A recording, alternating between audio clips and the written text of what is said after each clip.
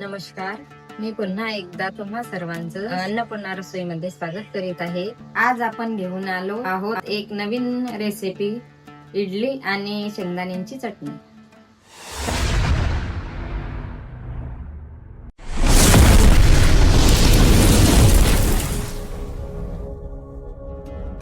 तर चला, आपला तवा गरम झालेला आहे.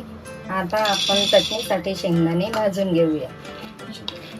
शेंगदाणे चांगले चटकलेले आहेत, चांगले भाजून तयार झालेले आहेत. चटचट असा आवाज त्यांचा येत आहे. हे बघू शकता, आपले शेंगदाणे चांगले भाजले गेलेले आहेत. आता गॅस बंद करून घ्यायचा. आता आपले शेंगदाणे अगदी थंड झालेले आहेत. आता ते आपण कपड्यांमध्ये टाकून त्यांचे टरफल काढून घेत आहोत.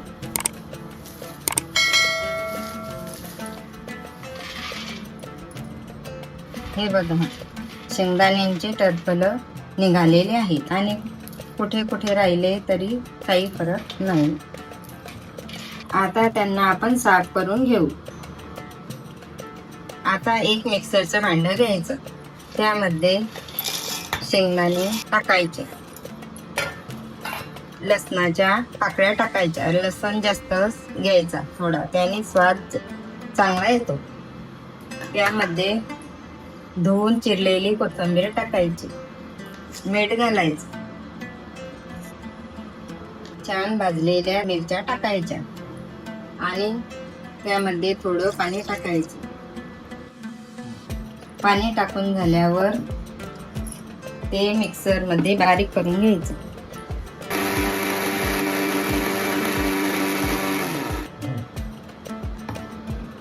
हे बघा, आपली आता चटणी छान दळून तयार झालेली आहे.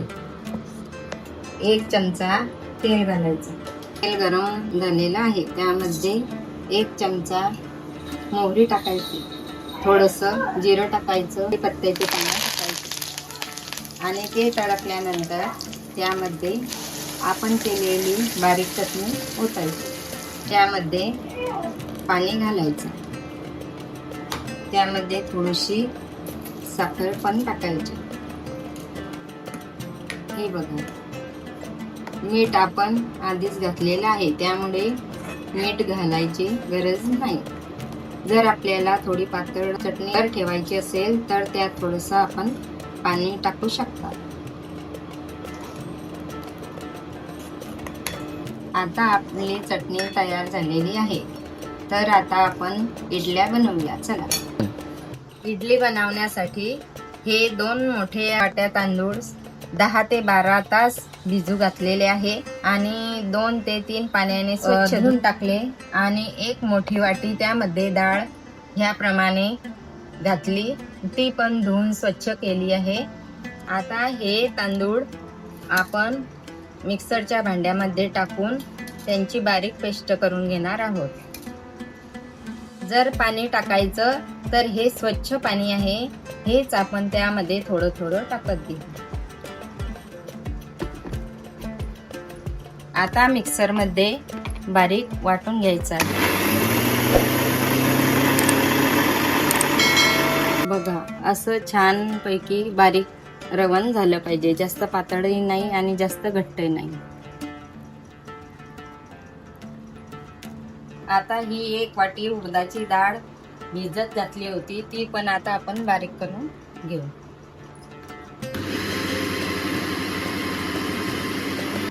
जी डाळ आणि तांदूळ वाटून घेतली होती ती आता एकत्र करून 10 ते 12 तास फुलेपर्यंत असं झाकून ठेवायचं. 10-12 तासांच्या अगोदर आपण जे डाळ आणि तांदूळ बारीक करून मिसळून ठेवलेले होते ते बघा आता किती छान फुललेले आहेत आणि स्मूथ झालेले आहेत. आपण बघू शकता किती छान आपलं हे बेटर तयार झालेलं आहे. या बेटर मध्ये आपण आता चवीनुसार मीठ घालणार आहोत.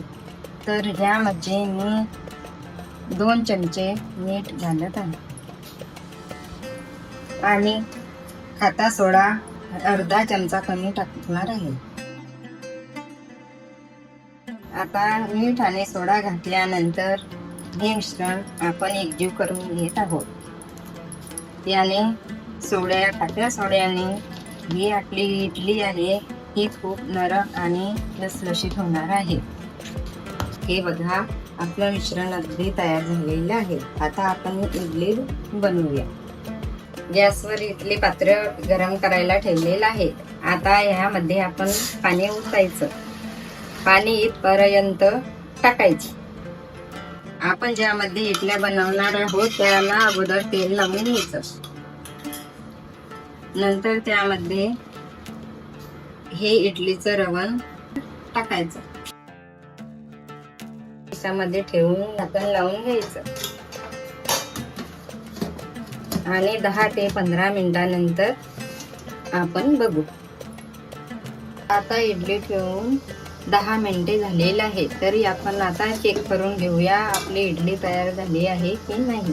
ते चेक करण्यासाठी आपण या सुरी किंवा चम्मच घेऊ शकता आणि जर बेटर सुरीला लागलं तर समजायचं आपली इडली कच्ची आहे. आता ही आपली इडली तयार झालेली आहे.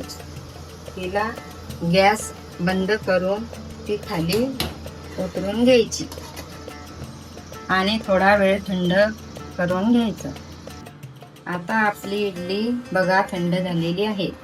आपण ती काढून घ्यायची सुरीच्या साहाय्याने या अथवा चम्मचच्या साहाय्याने.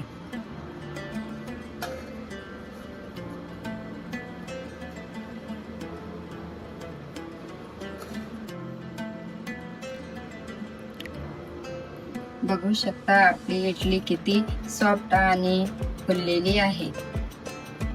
आणि ही चटणी आणि ही इडली ह्यासोबत अशी सर्व करायची.